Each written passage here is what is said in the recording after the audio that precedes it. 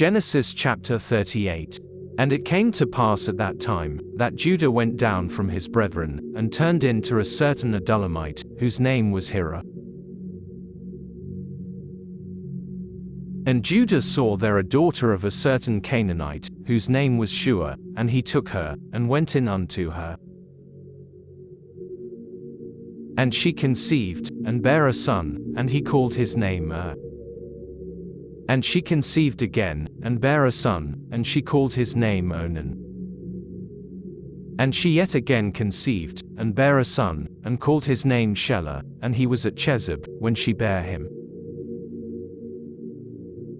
And Judah took a wife for his firstborn, whose name was Tamar. And Judah's firstborn, was wicked in the sight of the Lord, and the Lord slew him. And Judah said unto Onan, Go in unto thy brother's wife, and marry her, and raise up seed to thy brother. And Onan knew that the seed should not be his, and it came to pass, when he went in unto his brother's wife, that he spilled it on the ground, lest that he should give seed to his brother.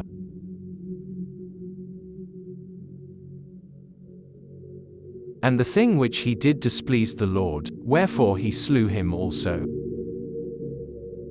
Then said Judah to Tamar his daughter-in-law, Remain a widow at thy father's house, till Shelah my son be grown, for he said, Lest peradventure he die also, as his brethren did. And Tamar went and dwelt in her father's house. And in process of time the daughter of Shua Judah's wife died, and Judah was comforted, and went up unto his sheepshearers to Timnath, he and his friend Hira the Adullamite. And it was told Tamar, saying, Behold, thy father-in-law goeth up to Timnath to shear his sheep.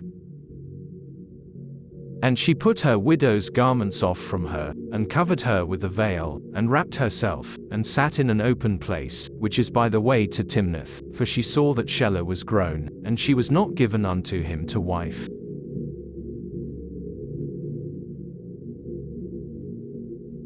When Judah saw her, he thought her to be an harlot, because she had covered her face. And he turned unto her by the way, and said, Go to, I pray thee, let me come in unto thee. And she said, What wilt thou give me, that thou mayest come in unto me? And he said, I will send thee a kid from the flock. And she said, Wilt thou give me a pledge, till thou send it? And he said, What pledge shall I give thee? And she said, Thy signet, and thy bracelets, and thy staff that is in thine hand. And he gave it her, and came in unto her, and she conceived by him. And she arose, and went away, and laid by her veil from her, and put on the garments of her widowhood. And Judah sent the kid by the hand of his friend the Adullamite, to receive his pledge from the woman's hand, but he found her not.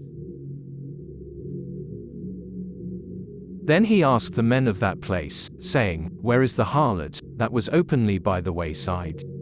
And they said, There was no harlot in this place. And he returned to Judah, and said, I cannot find her. And also the men of the place said, that there was no harlot in this place. And Judah said, Let her take it to her, lest we be shamed. Behold, I sent this kid, and thou hast not found her. And it came to pass about 3 months after, that it was told Judah, saying, Tamar thy daughter-in-law hath played the harlot, and also, behold, she is with child by whoredom. And Judah said, Bring her forth, and let her be burnt. When she was brought forth, she sent to her father-in-law, saying, By the man, whose these are, am I with child? And she said, Discern, I pray thee, whose are these, the signet, and bracelets, and staff. And Judah acknowledged them, and said, She hath been more righteous than I, because that I gave her not to Shelah my son. And he knew her again no more. And it came to pass in the time of her travail, that, behold, twins were in her womb. And it came to pass, when she travailed, that the one put out his hand, and the midwife took and bound upon his hand a scarlet thread, saying, This came out first.